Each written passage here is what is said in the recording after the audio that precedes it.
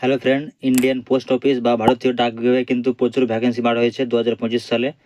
প্রত্যেক বছরের মধ্যে কিন্তু এবার নতুন করে ভ্যাকেন্সি বার হয়েছে।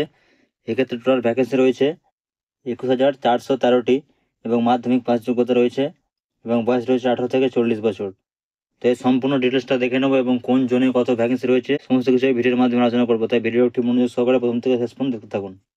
এবং এই ক্ষেত্রে কোনো ধরনের লিখিত পরীক্ষা হবে না। এটা হচ্ছে তার official notification, government of India, ministry of communication, department of post.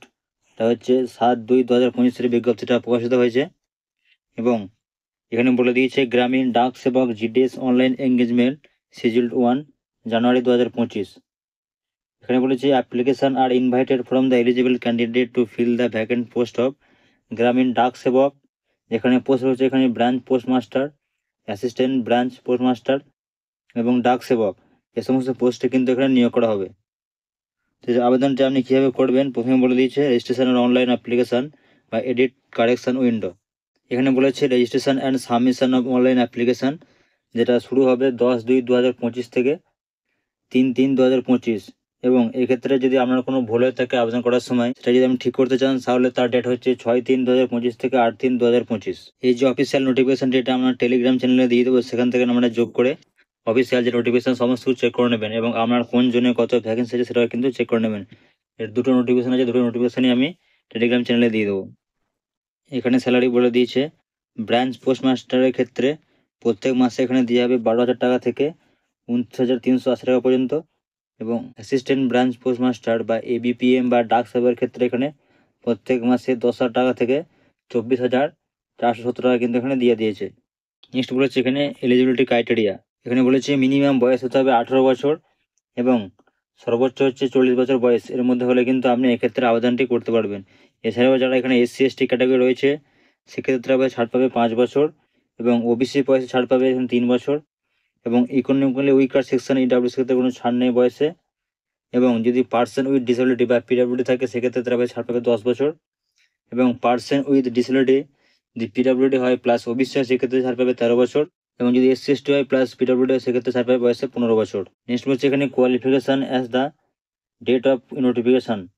এখানে বলেছে মাধ্যমিক পাস করে থাকতে হবে যে কোনো রেকগনাইজড স্টেট বোর্ড বা ইউনিয়ন টেরিটরি বা গভর্নমেন্ট অফ ইন্ডিয়া যে কোনো এডুকেশন বোর্ড থেকে। তার সঙ্গে সঙ্গে এখানে বলেছে the application should have studied the local language at least up to 10 standard from recognized board.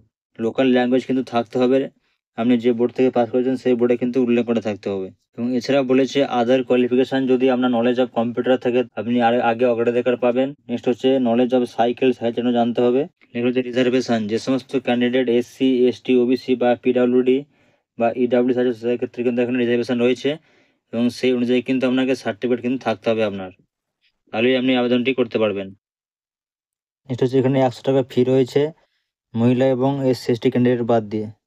এটা হচ্ছে সার্কেল ওয়াইজ কিন্তু নোটিফিকেশান, যেখানে বলে দেওয়া হয়েছে প্রত্যেকটা রাজ্যের জন্য কোন ভাষার জন্য কত ভ্যাকেন্সি রয়েছে। আনরিজার্ভ, ওবিসি, SC/ST, ইডাব্লিউএস সব কিন্তু এখানে দেওয়া রয়েছে। প্রথমে বলে দিয়েছে এখানে অন্ধ্রপ্রদেশের জন্য কোন ভাষা তেলেগু, সেক্ষেত্রে হচ্ছে আনরিজার্ভ ক্যাটাগরিতে এত ভ্যাকেন্সি রয়েছে 553টি, ওবিসির ক্ষেত্রে 239টি হবে কিন্তু প্রত্যেকটা সার্কেল। নিচের দিকে আছে আসাম, বিহার, ছত্তিশগড়, দিল্লি, এক এক করে আপনারা নিচের দিকে আসবেন এবং দেখতে হবে এখানে ওয়েস্ট বেঙ্গল যা রয়েছে 31 নম্বরে। ভাষা হচ্ছে বাংলা, এক্ষেত্রে ভ্যাকেন্সি হচ্ছে আনরিজার্ভ ক্যাটাগরিতে 396টি, ওবিসিতে হচ্ছে 174টি, SC-তে 185টি। এভাবে কিন্তু 2 নম্বর রয়েছে ওয়েস্ট বেঙ্গল, সেখানে হচ্ছে নেপালি ক্ষেত্রে ভাষা, 3 নম্বর হচ্ছে ভুটিয়া ইংলিশ লেপচা বা নেপালি এবং 34 নম্বর হচ্ছে এখানে ইংলিশ হিন্দি এবং 25 নম্বর হচ্ছে এখানে নেপালি। এক এক করে কিন্তু প্রত্যেকটা সার্কেলের জন্য ভাষা দিয়েছে। আপনি ভারতবর্ষের যে কোনো রাজ্যে কিন্তু যে কোনো সার্কেলে ফর্ম ফিল আপটা করতে পারেন।